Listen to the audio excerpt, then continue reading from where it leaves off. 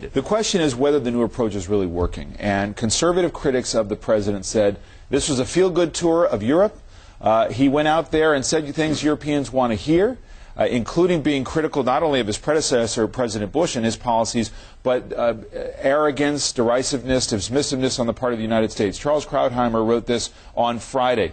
Our president came to the G-20 bearing a basket full of mea culpas, he writes. Obama indicted his own people for arrogance, for dismissiveness, for derisiveness, for genocide, for torture, for Hiroshima, for Guantanamo, and for insufficient respect for the Muslim world. And what did he get for this obsessive denigration of his own country? He wanted more NATO combat troops in Afghanistan to match the surge of 17,000 Americans. He was rudely rebuffed. He wanted more stimulus spending from Europe. He got nothing. From Russia, he got no help on Iran. From China, he got the blocking of any action on North Korea. And what did he get for Guantanamo? France, population 64 million, will take one prisoner. Byron?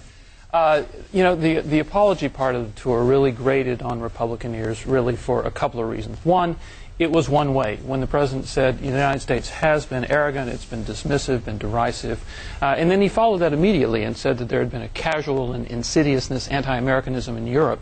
Well, there weren't any European leaders who said, you know, that's right. We have been anti-American and insidiously anti-American, and by golly, we're going to change. So there was that fact that it wasn't that it was one way, and the second fact was it was unnecessary. He could have said he's obviously sending the message that the United States has new leadership, and he could have said, we look forward to a new foreign policy of engagement with you. We want to listen to you. We want a spirit of cooperation. Everybody would have gotten the message without him buying into the United States' arrogant routine.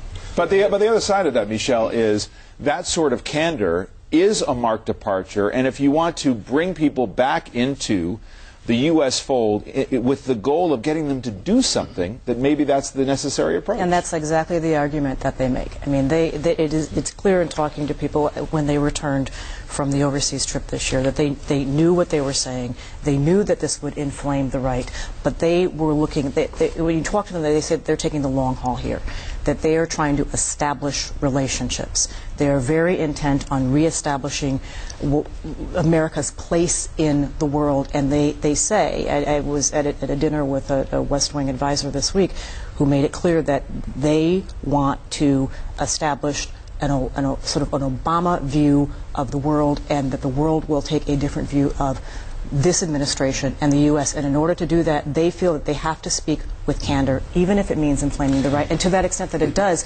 they think that that actually helps them in trying to extend a hand to Europe and to... Jeffrey, does that kind of candor then extend, outreach to the Muslim world? Does it also then extend to the idea of talking about what's happening in Pakistan, this brutal tale of the 17-year-old girl beaten by a local Taliban commander in Pakistan at a time when there's some discussion of actually sitting down and talking to elements of the Taliban? Do they not have, does he not have to take on the Muslim world for treatment of women and others? Look, I hope that this trip was the first of many in which he grapples with the issues of the Muslim world, and here maybe he's setting a new pattern of talking, and I hope that in coming trips he confronts the Muslim world about some of its dysfunctions, including the sort of things that you're talking about in Afghanistan and Pakistan. He can do that if he's won a little bit of trust from the populations of these countries.